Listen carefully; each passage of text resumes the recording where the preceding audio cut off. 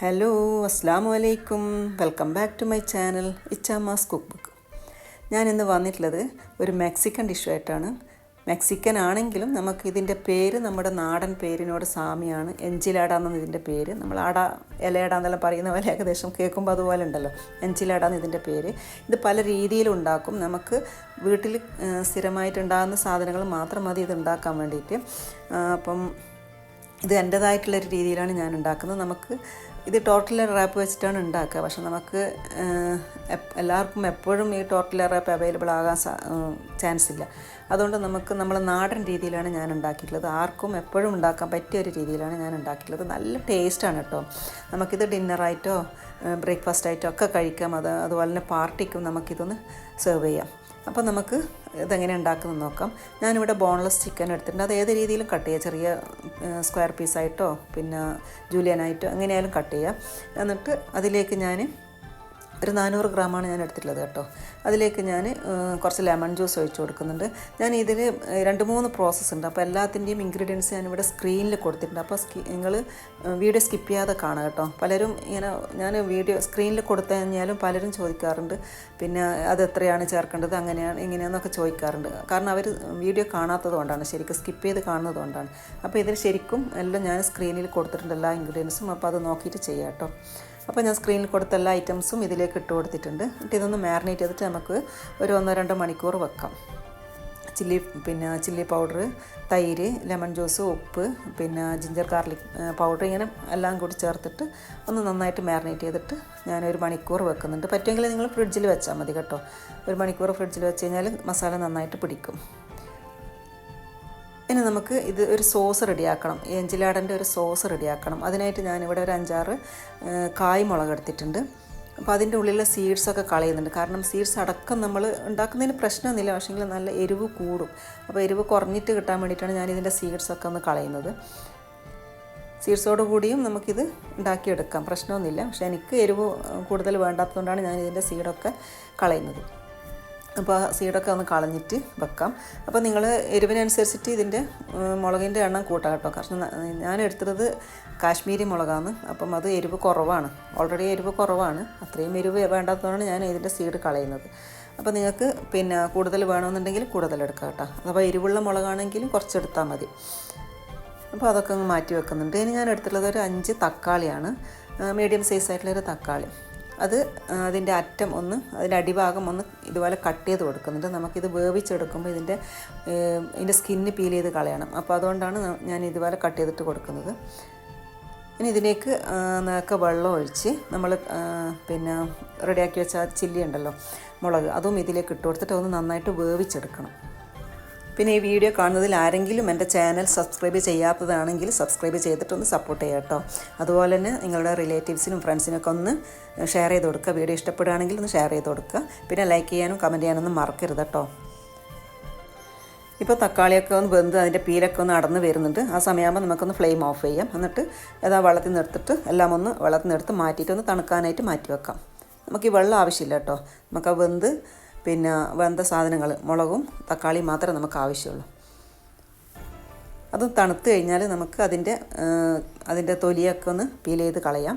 പെട്ടെന്ന് തന്നെ അടന്ന് ഇങ്ങോട്ട് കിട്ടും. നമുക്ക് കൈ കൊണ്ട് എടുക്കുമ്പോൾ തന്നെ അടന്ന് കിട്ടും.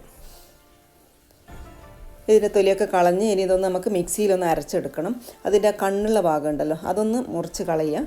എന്നിട്ട് മിക്സിയിലേക്ക് ഒന്ന് ഇട്ട് കൊടുക്കുക. 5 തക്കാളിയും വേവിച്ച മുളകും ഇതിലേക്ക് ഇട്ട് കൊടുക്കുന്നുണ്ട്. അതിൻ്റെ കൂടെ തന്നെ ഒരു വലിയ സൈസ്, ഏകദേശം ഒരു മീഡിയം സൈസ് ഉള്ളി കട്ട് ചെയ്തിട്ടും കൂടി ഇട്ട് കൊടുക്കുന്നുണ്ട്. ഇനി ഇത് 3ഉം കൂടി നന്നായിട്ട് പേസ്റ്റായിട്ട് അരച്ചിട്ടെടുക്കുക.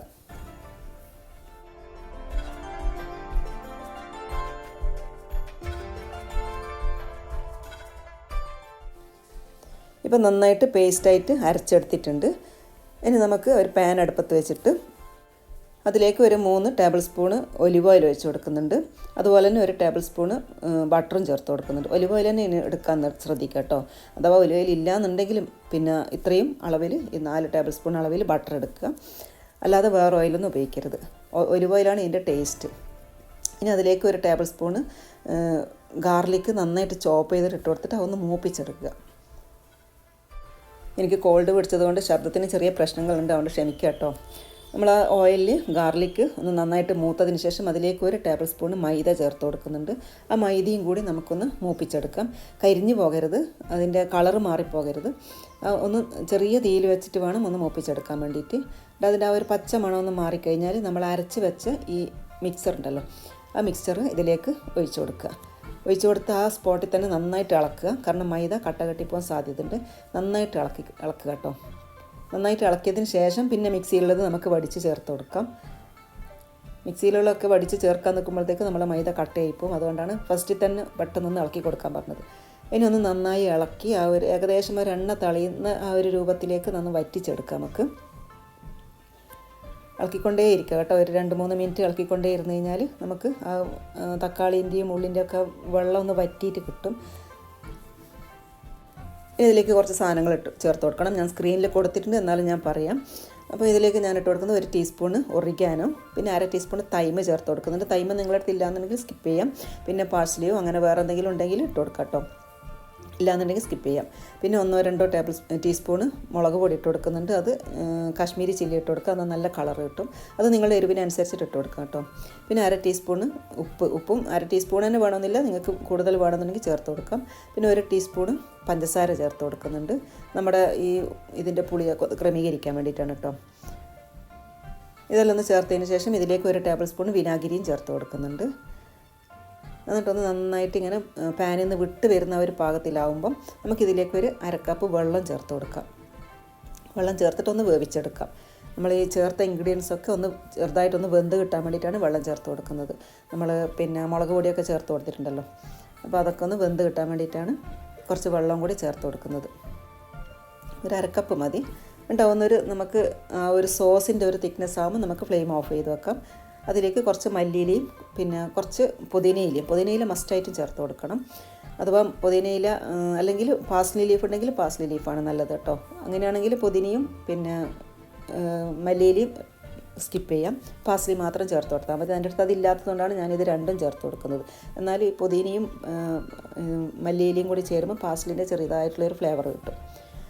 ഇത് മെക്സിക്കൻ ആണല്ലോ, അപ്പം അവരൊക്കെ പാഴ്സലിയാണ് സ്ഥിരമായിട്ട് ഉപയോഗിക്കുക. അതുകൊണ്ടാണ് ഞാൻ ഇപ്പം ഇങ്ങനെ ചേർത്ത് കൊടുക്കുന്നത്. എന്നിട്ട് നമുക്കൊന്ന് ഫ്ലെയിം ഓഫ് ചെയ്യാം. ഒരു ആവശ്യമായുള്ളൊരു തിക്നെസ്സിലെത്തുമ്പോൾ നമുക്ക് ഫ്ലെയിം ഓഫ് ചെയ്തിട്ട് തണുക്കാനായിട്ട് മാറ്റി വെക്കാം.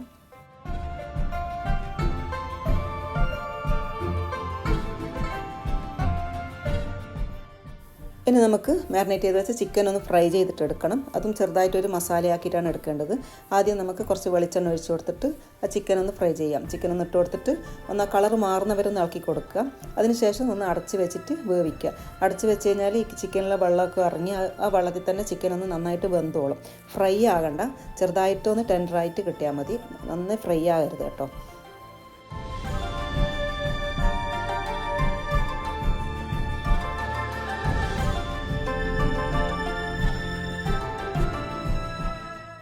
അടച്ച് വെച്ച് കഴിഞ്ഞാലും ഇടയ്ക്ക് 1-2 പ്രാവശ്യം അടപ്പൊന്ന് എടുത്തിട്ട് ഒന്ന് ഇളക്കി കൊടുത്തോണ്ടേ ഇരിക്കണം കേട്ടോ.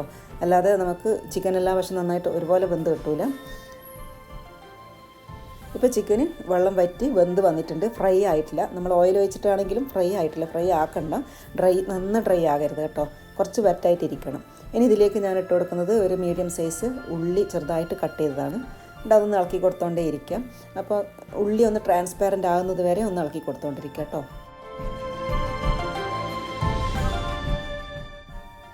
അതൊന്ന് ട്രാൻസ്പാരൻ്റ് ആയി കഴിഞ്ഞ് കഴിഞ്ഞാൽ ഒരു മീഡിയം സൈസ് പിന്നെ ക്യാപ്സിക്കം ചെറുതായിട്ട് കട്ട് ചെയ്തതും കൂടി ചേർത്ത് കൊടുക്കുന്നുണ്ട്.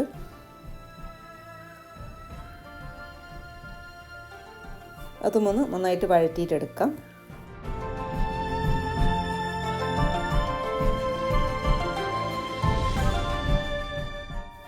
കുറച്ച് സമയം ഒന്ന് ഇളക്കി ഒരു 2 മിനിറ്റ് ഒന്ന് അടച്ച് വെക്കുക. എന്നാൽ നമുക്ക് ആ ഉള്ളിയും ക്യാപ്സിക്കും ഒന്ന് നന്നായിട്ട് വെന്ത് കിട്ടും. 2 മിനിറ്റ് ഒന്ന് അടച്ച് വെക്കാം.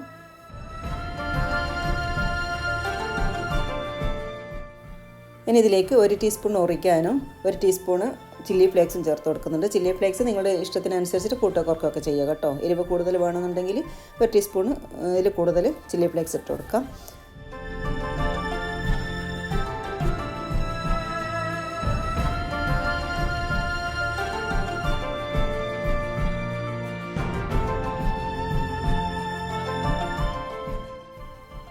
ഇനി ഇതിലേക്ക് 1 ടേബിൾ സ്പൂണ് ടൊമാറ്റോ സോസും 1 ടീസ്പൂണ് സോയാ സോസും കൂടി ചേർത്ത് കൊടുക്കാം. ഈ ചിക്കൻ്റെ ഈ ഒരു ഫില്ലിങ് നമുക്ക് വേറെ എന്തെങ്കിലും ഡിഷ് ഉണ്ടാക്കുമ്പോൾ ആ ഒരു ഫില്ലിംഗ് ആയിട്ട് തന്നെ നമുക്കിത് ഉപയോഗിക്കാം കേട്ടോ. ഈ ഒരു രീതിയിൽ നല്ല ടേസ്റ്റാണ് ഇത് മാത്രമായിട്ട് കഴിക്കാൻ വേണ്ടിയിട്ട്. ഞാൻ ഇത് മാത്രമായിട്ട് ചിക്കൻ റോളും പിന്നെ അങ്ങനെയൊക്കെ ഉണ്ടാക്കാറുണ്ട്. അപ്പം അത് ഈ ഒരു ഫില്ലിങ് നമുക്ക് വേറെ ഏതിനും ഉപയോഗിക്കാം. ഇനി നമുക്ക് ഇതിൻ്റെ ഈ മസാലയ്ക്ക് ഒരു ക്രീമി ടെക്സ്ചർ കിട്ടാൻ വേണ്ടിയിട്ട് ഒരു 2 ടേബിൾ സ്പൂണ് ഫ്രഷ് ക്രീം ചേർത്ത് കൊടുക്കുന്നുണ്ട്. ഫ്രഷ് ക്രീമും ചേർത്ത് കൊടുത്തിട്ട് ഒന്ന് നന്നായിട്ട് ഇളക്കുക. എന്നിട്ട് നമുക്ക് കുറച്ച് മല്ലിയിലയും പുതിനയിലയും ചേർത്ത് കൊടുത്തിട്ട് ഒന്ന് പിന്നെ ഫ്ലെയിം ഓഫ് ആക്കാം. അഥവാ പിന്നെ പാഴ്സലി ഉണ്ടെങ്കിൽ പാഴ്സലി ചേർത്ത് കൊടുക്കുക കേട്ടോ. കാരണം മെക്സിക്കൻ ഡിഷാണ്, അപ്പം പാഴ്സലിയാണ് പ്രധാനം. അതില്ലാത്തതുകൊണ്ടാണ് ഞാൻ നേരത്തെ പറഞ്ഞ പോലെ പുതിനയും പിന്നെ മല്ലിയിലയും ഇട്ട് കൊടുക്കുന്നത്. ഇപ്പം നല്ല നമുക്ക് ക്രീമി ആയിട്ടുള്ള നമുക്കൊരു ഫില്ലിങ് റെഡി ആയിട്ടുണ്ട് ഇവിടെ. ഇനി ഇതിൻ്റെ പ്രധാന ഒരു പ്രോസസ്സായ റാപ്പ് റെഡിയാക്കണം. റാപ്പ് നമുക്ക് സാധാരണ വാങ്ങാൻ കിട്ടും, സൂപ്പർ മാർക്കറ്റിലൊക്കെ വാങ്ങാൻ കിട്ടും. പക്ഷെ നമുക്ക് എപ്പോഴും അത് വാങ്ങാൻ കഴിഞ്ഞു വരില്ല. നമുക്ക് ഈ ഒരു ഡിഷ് ഉണ്ടാക്കണമെന്ന് തോന്നുമ്പോൾ ചിലപ്പോൾ നമ്മളെ കയ്യിൽ റാപ്പ് ഇല്ല എന്നുണ്ടെങ്കിൽ വേണമെങ്കിൽ നിങ്ങൾക്ക് ചപ്പാത്തിയിൽ ഉണ്ടാക്കാം കേട്ടോ. ചപ്പാത്തിയിലും ഇതുണ്ടാക്കാം. ഞാനിവിടെ ദോശയാണ് ചുടുന്നത്. മുട്ടയും മൈദയും കൂടി ചേർത്തിട്ടുള്ള ഒരു ദോശയാണ് ചുട്ടെടുക്കുന്നത്. നമുക്ക് എപ്പോഴും വീട്ടിലുണ്ടാക്കാൻ ഉണ്ടാക്കുന്ന ഒരു സാധനമാണ് ഈ ദോശ, മൈദപ്പൊടി കൊണ്ടുള്ള ദോശ. അപ്പോൾ ഞാനിവിടെ ഒരു മുട്ട എടുത്തിട്ടുണ്ട്. ഞാൻ ആകെ ഒരു 6 ദോശയാണ് ഉണ്ടാക്കുന്നത്. എൻ്റെ പാനിന് കണക്കായിട്ടുള്ളതാണ് ഞാൻ ഉണ്ടാക്കിയിട്ടുള്ളത്. അപ്പം എൻ്റെ പാനിലും 6 വെക്കാൻ പറ്റിയിട്ടില്ല, 4 വെക്കാൻ പറ്റിയിട്ടുള്ളൂ. പിന്നെ 2 ഞാൻ വേറൊരു പാത്രത്തിലാക്കുകയാണ് ചെയ്തത്. ഞാൻ മുട്ട ഉപ്പും ചേർത്തിട്ട് നന്നായിട്ട് ഫോർക്ക് കൊണ്ട് ഒന്ന് ബീറ്റ് ചെയ്തിട്ടുണ്ട്. ഇനി ഇതിലേക്ക് കുറച്ച് വെള്ളം ചേർത്ത് കൊടുക്കുന്നുണ്ട്. ഞാൻ 1 കപ്പ് മൈദയാണ് എടുത്തിട്ടുള്ളത്. 1 കപ്പ് മൈദക്ക് ആവശ്യമുള്ള വെള്ളം ചേർത്തിട്ട് ഒന്ന് ലൂസായിട്ടുള്ള നമുക്ക് ദോശ ചുട്ടെടുക്കാൻ പാകത്തിനുള്ളൊരു കൺസിസ്റ്റൻസിയിൽ ഉണ്ടാക്കിയെടുക്കാം.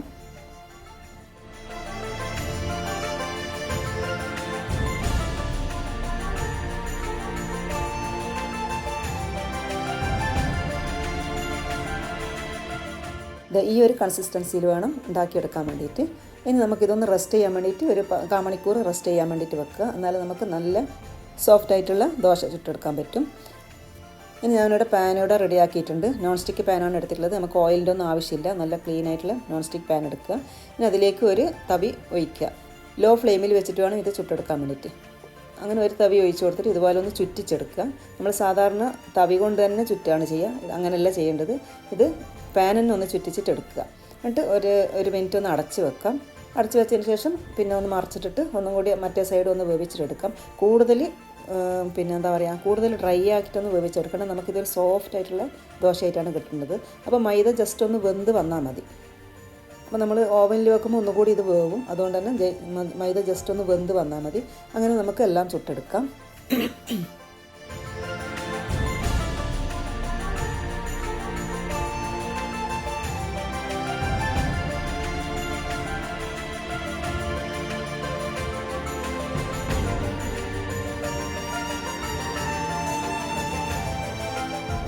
ഇപ്പോൾ ദോശ റെഡി ആയിട്ടുണ്ട്. ഇനി നമുക്കിതെല്ലാം കൂടി ഒന്ന് അസംബിൾ ചെയ്തിട്ട് ഒന്ന് ബേക്ക് ചെയ്യാണ് ചെയ്യേണ്ടത്.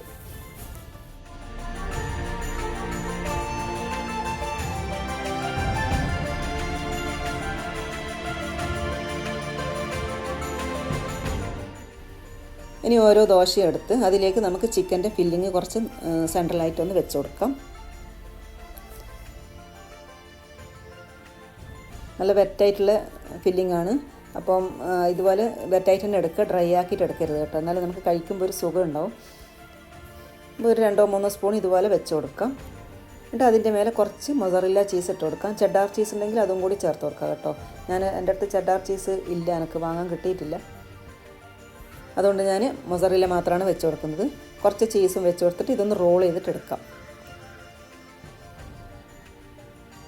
ഒന്ന് ടൈറ്റായിട്ടൊന്ന് റോൾ ചെയ്യാം.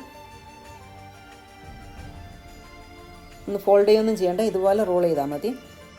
ഞാനിവിടെ ഒരു സ്ക്വയർ ആയിട്ടുള്ള ഒരു ബൗൾ എടുത്തിട്ടുണ്ട്. ഇതിലേക്ക് കുറച്ച് നമ്മൾ നേരത്തെ റെഡിയാക്കിയ സോസ്, ഇഞ്ചിലാട സോസ് ചേർത്ത് കൊടുക്കുന്നുണ്ട്. എന്നിട്ട് എല്ലാ ഭാഗവും ഒന്ന് സ്പ്രെഡ് ചെയ്ത് കൊടുക്കുക, മുഴുവനായിട്ടൊന്ന് സ്പ്രെഡ് ചെയ്ത് കൊടുക്കുക. എന്നിട്ട് ഇതിൻ്റെ മേലെ നമ്മൾ റോൾ ചെയ്ത് വെച്ച ഇതുണ്ടല്ലോ റാപ്പ്, അതൊന്ന് നിരത്തി വെച്ച് കൊടുക്കുക. ഞാനിവിടെ 4 എണ്ണമാണ് വെക്കുന്നത്. 5 എണ്ണം വെക്കുമ്പോൾ കുറച്ച് ഇടുങ്ങി ടൈപ്പ് വന്നതുകൊണ്ട് തന്നെ ഞാൻ 4 വെക്കുന്നുള്ളൂ. ആ 4 എണ്ണം ഇതുപോലെ റോൾ ചെയ്തിട്ട് വെച്ച് കൊടുക്കുന്നുണ്ട് കേട്ടോ.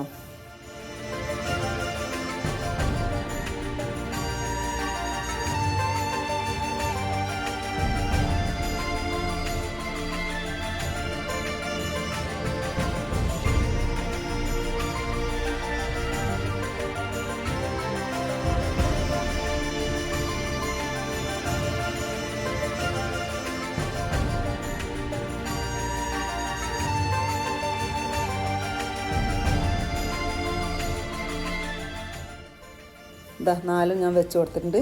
ഇനി നമുക്കിതിൻ്റെ മേലെയും കുറച്ച് നന്നായിട്ട് തന്നെ സോസ് സ്പ്രെഡ് ചെയ്ത് കൊടുക്കാം. നന്നായിട്ട് കവർ ചെയ്യുന്ന രീതിയിൽ തന്നെ സോസ് സ്പ്രെഡ് ചെയ്ത് കൊടുക്കാം.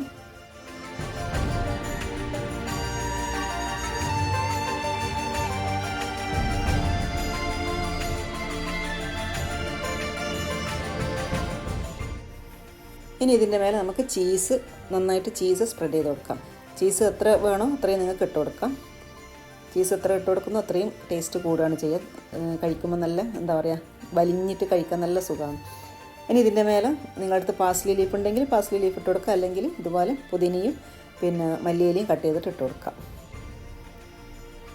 ഇനി ഇതൊരു 200 ഡിഗ്രി സെൽഷ്യസിൽ നമുക്കൊരു 10 മുതൽ 15 മിനിറ്റ് വരെ ഒന്ന് ബേക്ക് ചെയ്തിട്ടെടുക്കാം.